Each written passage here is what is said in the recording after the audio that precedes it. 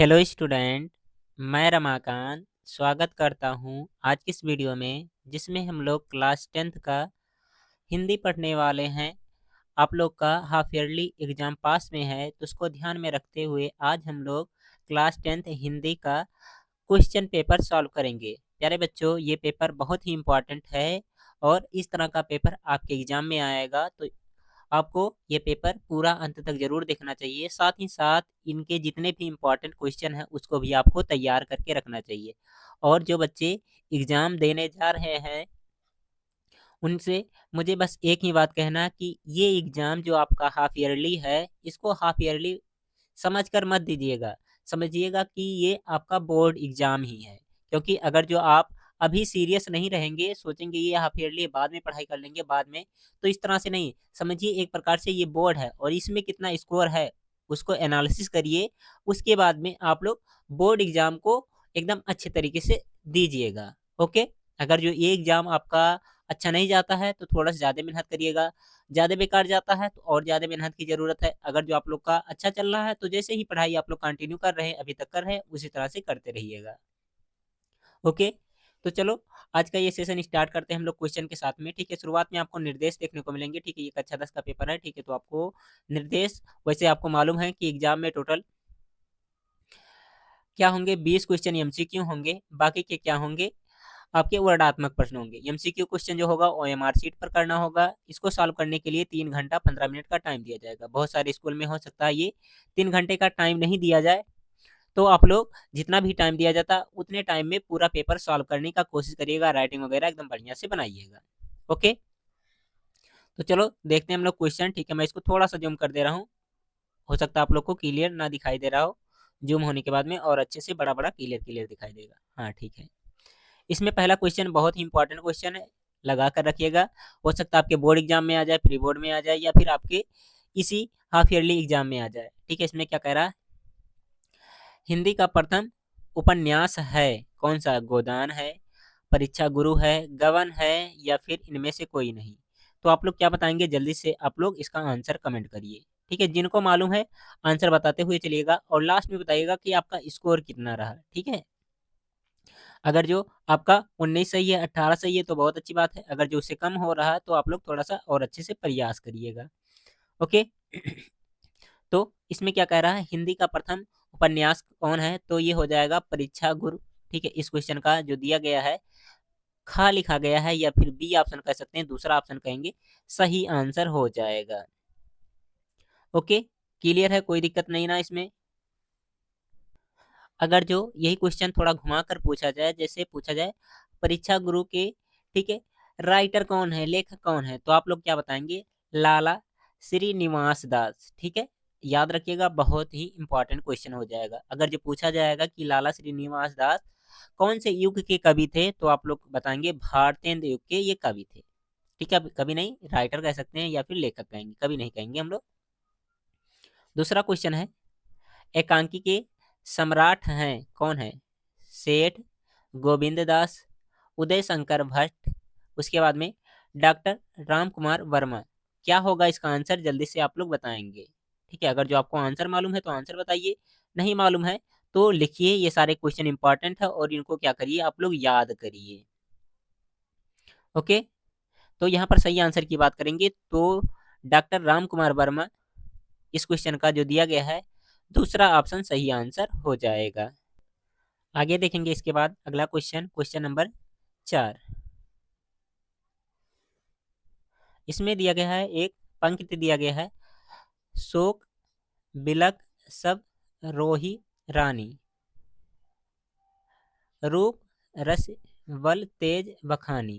ठीक है, आप लोग दोहे की बात इसको पढ़िएगा, श्लोक की बात पढ़िएगा। ठीक है, मैं वैसे तो पढ़ दिया हूँ। इसमें आपको क्या करना है, बताना है कौन सा रस है, करुण रस, श्रृंगार रस, भक्ति रस, या वीर रस। तो यहाँ पर शुरुआत में देखिए लिखा गया शोक। ठीक है, तो आप लोग देखते ही पता चल गया होगा कि ये कौन सा करुण रस हो जाएगा, इस क्वेश्चन का पहला ऑप्शन। आगे बढ़ो अगले क्वेश्चन की तरफ, इसको देखो और बताओ इसका क्या आंसर होगा आप लोग। इसमें क्या कहा जा रहा है, भारत भारती किसकी रचना है? ऑप्शन दिया गया है, मैथिली शरण गुप्त, प्रेमचंद्र, ठीक है, जयशंकर प्रसाद, उसके बाद में महादेवी वर्मा। ठीक है। तो सही आंसर की बात करेंगे तो कौन सा सही आंसर होगा, जल्दी से आप लोग बताइए, अगर जो आपको मालूम है। तो यहाँ पर सही हो जाएगा जो दिया गया है इसका ए ऑप्शन कह सकते हैं या फिर पहला ऑप्शन कह सकते हैं, मैथिली शरण गुप्त सही आंसर हो जाएगा। ओके। अगर जो इनकी और बहुत सारी रचनाएं हैं, ठीक है, उनको भी याद रखेंगे। जैसे इंपॉर्टेंट में है आपका साकेत, ठीक है, यशोधरा, उसके बाद में जय भारत, ठीक है, जयद्रथ वध, ठीक है, ये सारी चीजें हैं जो आप लोग को याद करना चाहिए, इंपॉर्टेंट ये हैं। ठीक है, रत्नावली भी इनका इंपॉर्टेंट है, तो याद रखिएगा। प्रेमचंद का, ठीक है, गोदान गबन वगैरह वगैरह है, ठीक है, इसको भी आप लोग याद कर सकते हैं। उसके बाद में जयशंकर आपके चैप्टर में दिए गए हैं, ठीक है, इनका तो एक पार्ट भी है, तो इनका रचना तो आपको याद ही होना चाहिए। सभी बच्चे कम से कम 3-4 रचना इनका लिखकर जल्दी से बता दो क्या क्या है इनकी प्रमुख रचनाएं।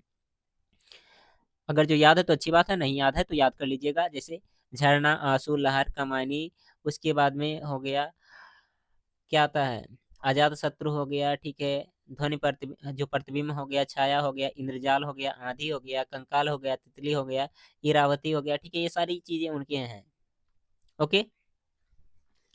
महादेवी वर्मा के बारे में आप लोग कमेंट बॉक्स में बताइएगा इनकी कौन कौन सी रचना है। ठीक है, मैं बता नहीं रहा हूँ क्योंकि वीडियो लंबा हो जाएगा। आप लोग बस क्वेश्चन देखिए, सॉल्व करिए। इसमें बताइए कपड़ा का तत्सम है वस्त्र, करपट, चीर या फिर दुक्ल। तो यहाँ पर सही होगा करपट, इसका खा ऑप्शन जो दिया गया है सही आंसर हो जाएगा। आगे एक शब्द लिखा गया है प्रत्यय के भेद होते हैं, मतलब आपसे पूछना चाह रहा है कि प्रत्यय के कितने भेद होते हैं। ऑप्शन आपके जो दिए गए हैं इनको एक बार पढ़िए और बताइए क्या होगा इसका आंसर। तो दिया गया है 3, 2, 4, 5। तो सही आंसर की बात करेंगे तो कितना हो जाएगा, 2। एक होगा कृत, ये क्या होता है, तत्। ठीक है, आगे बढ़ेंगे अगले क्वेश्चन की तरफ हम लोग। इसके बाद में 7 नंबर, यह 7 नंबर क्वेश्चन, मैं इसको थोड़ा सा जूम कर ले रहा हूँ, चेक करके बताएंगे क्या क्लियर दिखाई दे रहा है आप लोग को, कोई दिक्कत तो नहीं ना इसमें।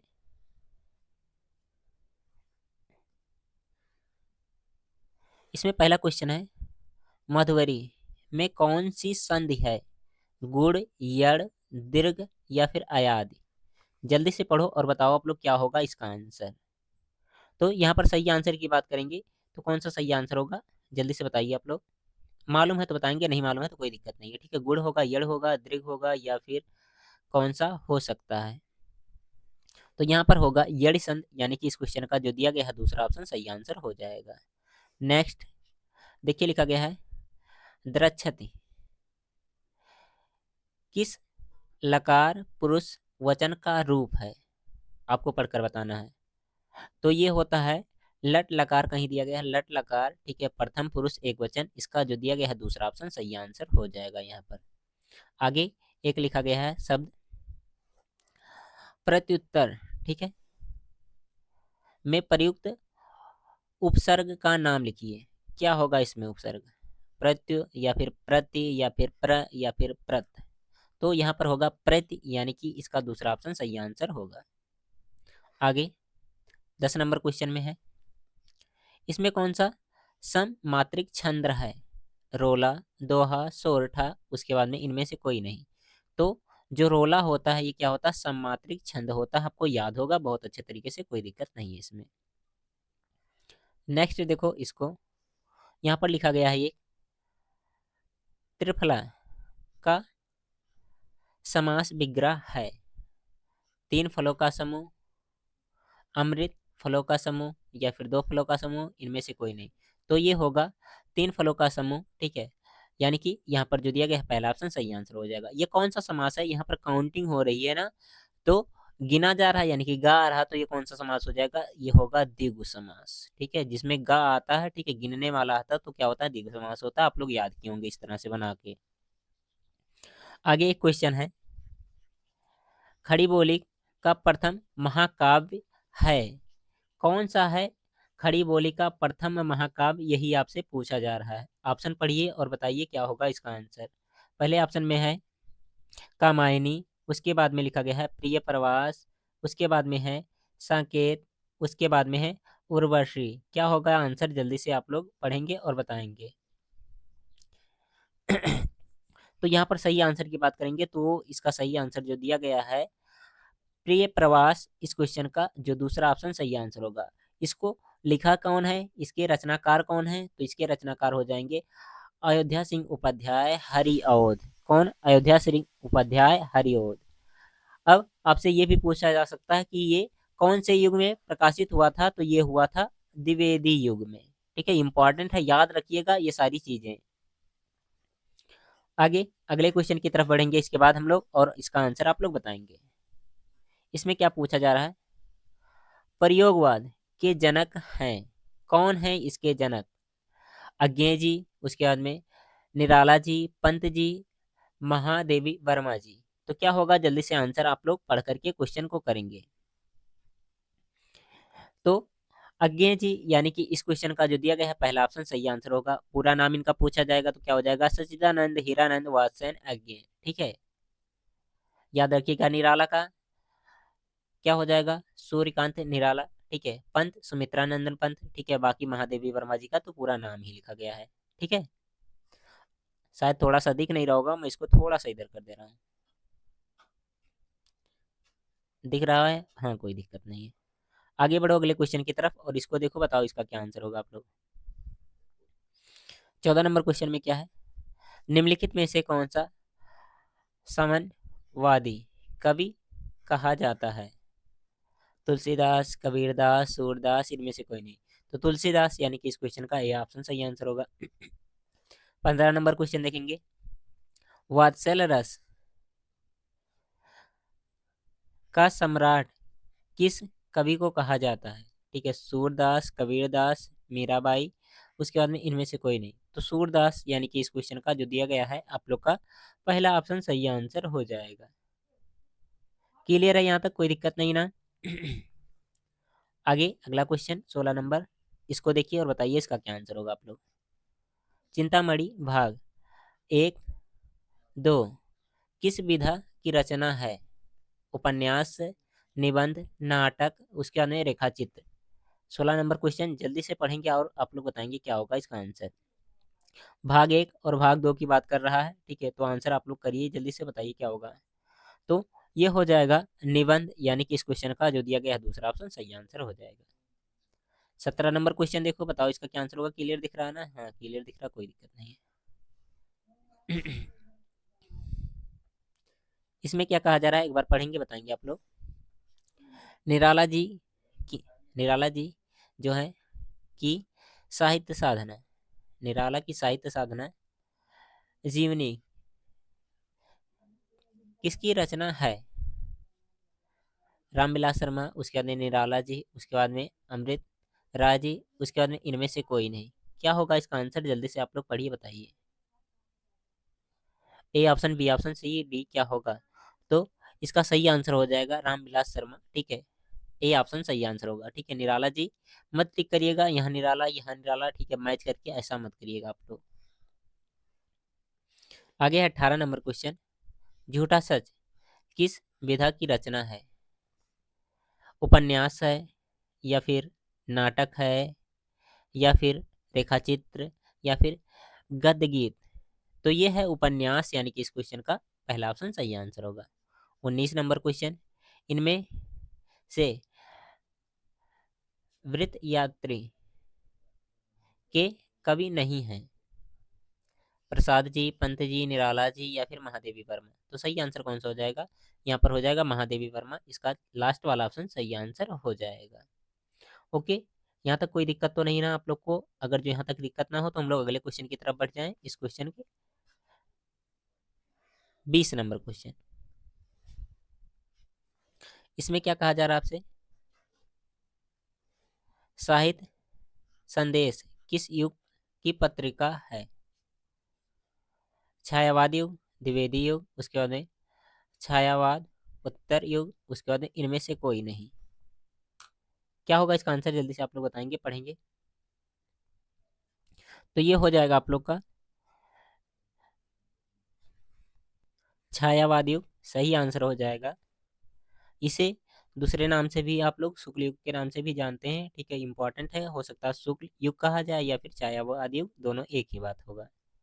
आगे इसके बाद में है आपके वर्णात्मक प्रश्न। ठीक है, खंड बा, इसमें क्या है, आपको एक गद्यांश दिया गया है जिसको पढ़ करके 3 क्वेश्चन का आंसर करना है। ठीक है, 2-2 नंबर के ये हैं।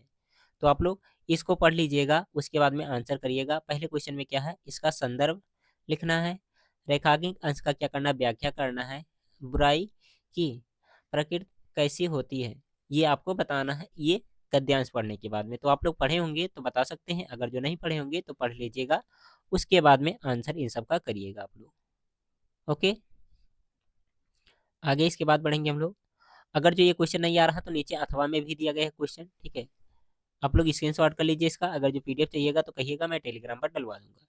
इसको एकदम अच्छे तरीके से पढ़ेंगे। उसके बाद में नीचे आप लोग को 3 क्वेश्चन दिए गए, इनका आंसर करना है। ठीक है, तो जो भी आसान लगेगा आप लोग अपने अकॉर्डिंग देख सकते हैं और कर सकते हैं, कोई दिक्कत नहीं इसमें। इसके बाद में आपको इसी तरह से पद्यांश से भी क्वेश्चन मिलेगा। ठीक है, पद्यांश में क्या होगा, कोई एक आपको इस तरह से पद लिखा देखने को मिलेगा, उसके आधारित पर 3 क्वेश्चन करने होंगे। ठीक है, और ये तीनों क्वेश्चन आपको आ रहे हैं तो अच्छी बात है, नहीं आ रहे हैं तो क्या होगा, नीचे अथवा में भी क्वेश्चन दिया रहेगा। ठीक है, अगले पेज पर हो सकता हो, यहाँ नहीं दिया गया, यहाँ देखिए, यहाँ यहाँ अथवा में यही क्वेश्चन दिया गया है। तो इसके तीनों क्वेश्चन का आंसर आपको करना है। करना क्या है, इसका संदर्भ लिखना है, व्याख्या करना है, और उपरोक्त पंक्ति में महादेवी जो वर्मा जी हैं, ठीक है, इनकी इच्छा क्या है वो आपको बताना। अथवा ये भी अथवा में दे दिया गया, चाहे इसको करो चाहे इसको, तो जो भी आपको अच्छा लगेगा कर लीजिएगा। इसके बाद में आएगा संस्कृत का क्वेश्चन। ठीक है, संस्कृत में टोटल कितने 2 पैसेज देखने को मिलेंगे, ये पहला वाला है, ये दूसरा वाला है। ठीक है, अब इन दोनों में से कोई एक करना होगा। करना क्या, इसमें इसका संदर्भ लिखना है और हिंदी में अनुवाद में। ठीक है, संदर्भ के लिए 2 नंबर, ठीक है, अनुवाद के लिए कितने 3 नंबर, टोटल 5 नंबर का ये क्वेश्चन होने वाला है। तो चाहे इसको कर सकते हैं चाहे इसको कर सकते हैं, दोनों में से कोई दिक्कत नहीं है। आगे 24 नंबर क्वेश्चन में क्या है, श्लोक। ठीक है, ये दिया गया है, इसको क्या करना है, आपका इसका संदर्भ लिखना है और इसका व्याख्या भी करना है। संदर्भ के लिए 2 नंबर और व्याख्या के लिए 3 नंबर। ठीक है, तो आप लोग अगर जो इसको पढ़े होंगे अच्छे तरीके से तो आपका इसका संदर्भ याद होगा। ठीक है, अगर जो याद है तो बहुत अच्छी बात है, नहीं याद है तो इम्पॉर्टेंट है, इन सबको याद कर लीजिएगा, क्योंकि अगर जो इस तरह के नहीं याद रखेंगे तो आप लोग के लिए दिक्कत हो जाएगा। ठीक है, क्योंकि ये इंपॉर्टेंट है, याद करना ही चाहिए आपको, और दोनों में से कोई एक ही करना है, तो कर लीजिएगा आप लोग बहुत अच्छे तरीके से। इसके बाद में आप लोग को 25 नंबर क्वेश्चन जो यहाँ पर दिया गया है, इसमें क्या है, आपके जो पाठ्यक्रम में है, ठीक है, खंड काव्य, उसके, ठीक है, किसी एक प्रश्न का क्या करना, उत्तर देना है। ठीक है, तो जो भी होगा आप लोग अपने अकॉर्डिंग देख लीजिएगा। जैसे यहाँ पर पहला क्वेश्चन है, पहले में 2 चीजें दी गई हैं। ठीक है, इन दोनों में से कोई करना है। ठीक है, उसका 2 क्वेश्चन दिया गया, इसमें सब में मतलब 2-2 क्वेश्चन दिए गए हैं, किसी एक को करना है। ये क्या होता है, डिस्ट्रिक्ट वाइज होता है। ठीक है, जिस डिस्ट्रिक्ट में है जहाँ पर जो पढ़ाया जाता है उसको करना होता है। जैसे हम लोग सिद्धार्थनगर से हैं तो हम लोग के लिए क्या कहा जाता है, मुक्ति दूत। सॉरी बच्चों, अब यहाँ पर देखिए 2 मुक्ति दूत दिए गए हैं। ठीक है, दोनों में से कोई एक करना होगा। ठीक है, तो जो करना होगा कर लीजिएगा, 3 नंबर का ये होगा। ठीक है, सभी जगह का दिया होता है, देखिए नीचे ये दिया गया है, जहाँ तक दिया गया है। उसके बाद में 26 नंबर क्वेश्चन। 26 नंबर क्वेश्चन में क्या दिया गया है, यहाँ पर दिए गए मतलब यहाँ जो दिए गए हैं लेखकों में, ठीक है, किसी एक लेखक का जीवन परिचय एवं 2 प्रमुख रचना लिखिए। ठीक है, अगर जो जीवन परिचय लिखेंगे तो कितना 3 नंबर मिलेगा, और 2 रचना उनका लिखेंगे तो कितना 2 नंबर मिलेगा। पहला ऑप्शन दिया गया आचार्य रामचंद्र शुक्ल, जयशंकर प्रसाद, उसके बाद में डॉक्टर राजेंद्र प्रसाद। इंपॉर्टेंट लगा कर रखिएगा, हर बार आता है। आचार्य रामचंद्र शुक्ल, जयशंकर प्रसाद, दोनों याद कर लेंगे, दोनों में से पक्का एक फंस जाएगा। ठीक है, 2-3 सबसे जरूरी है याद करना सभी को। इसके बाद में इसी तरह से कवियों का जीवन परिचय लिखना है, 3 ऑप्शन में दिए गए हैं, तीनों में से किसी एक का जीवन परिचय और 2 रचना लिखना है। अब इसमें सूरदास जी इंपॉर्टेंट है, हर बार आते हैं। ठीक है, रसखान भी, मतलब तीनों इंपॉर्टेंट है, क्या कहें। ठीक है, अगर जो आपको तैयार करना होगा तो सूरदास का तैयार कर लीजिएगा, और साथ ही साथ में तुलसीदास जी का तैयार कर लीजिएगा। ओके, इसके बाद में आगे 27 नंबर क्वेश्चन जो है, इसमें क्या है, अपने पाठ्य पुस्तक से जो कंठस्थ मतलब याद किया हुआ कोई एक श्लोक लिखना है। ठीक है, कितने 2 नंबर का ये होगा, और कंडीशन इसमें बताया गया कि जो इस प्रश्न पत्र में ना आया हो। प्रश्न पत्र में ना आया हो का मतलब क्या, अभी थोड़ी देर पहले मैंने दिखाया है 2 श्लोक आए थे जिनका अनुवाद हिंदी में करना था। ठीक है, तो उन दोनों को छोड़ करके, उसके अलावा जो आए रहेंगे उनको छोड़ करके आपको क्या करना होगा, कोई एक लिखना होगा। इसके बाद में 28 नंबर क्वेश्चन, आपके संस्कृत से क्वेश्चन है। इसमें क्या करना होगा, निम्नलिखित प्रश्नों में से किन्हीं 2 प्रश्नों के उत्तर संस्कृत भाषा में लिखिए। यहाँ पर 4 क्वेश्चन दिए गए हैं, 4 में से कोई 2 जो आसान आप लोग को लग रहा है, ठीक है, उसका आंसर क्या करना है, संस्कृत में करना है, ठीक है। 2-2 नंबर का ये क्वेश्चन है, तो टोटल कितना हो जाएगा, 2-2 इस 4 नंबर हो जाएगा, ठीक है। यहाँ पर देखिए नंबरिंग किया गया है। आगे ये है 29 नंबर क्वेश्चन। इसमें क्या करना है, आप लोग को किसी एक विषय पर क्या करना है, निबंध लिखना है, ठीक है। सड़क दुर्घटना के कारण और निवारण, ठीक है। उसके बाद में दूसरा वाला दिया गया है, प्रदूषण के कारण एवं निवारण, देश प्रेम और मेरे प्रिय कवि, ठीक है। तो आप लोग को जिसको भी याद किए होंगे अच्छे तरीके से, उससे आप लोग लिख सकते हैं। अगर जो नहीं याद है तो आप लोग तैयार कर लीजिएगा, कोई दिक्कत नहीं है, ठीक है। तो इस तरह से आपके कंप्लीट होते हैं ये हाफ ईयरली के क्वेश्चन पेपर। उम्मीद करते हैं आप लोग एकदम अच्छे तरीके से इस पेपर को तैयार करेंगे, अपने एग्जाम में जाकर लिखेंगे, ठीक है। अगर जो आज का वीडियो आप लोग को अच्छा लगा हो तो लाइक करिएगा, शेयर करिएगा। इसके बाद में आप लोग बताइए कौन से सब्जेक्ट का आपका क्वेश्चन पेपर चाहिए, ठीक है। उसी अकॉर्डिंग मैं आपको वो पेपर करवा दूंगा। ओके, बाय बाय प्यारे बच्चों।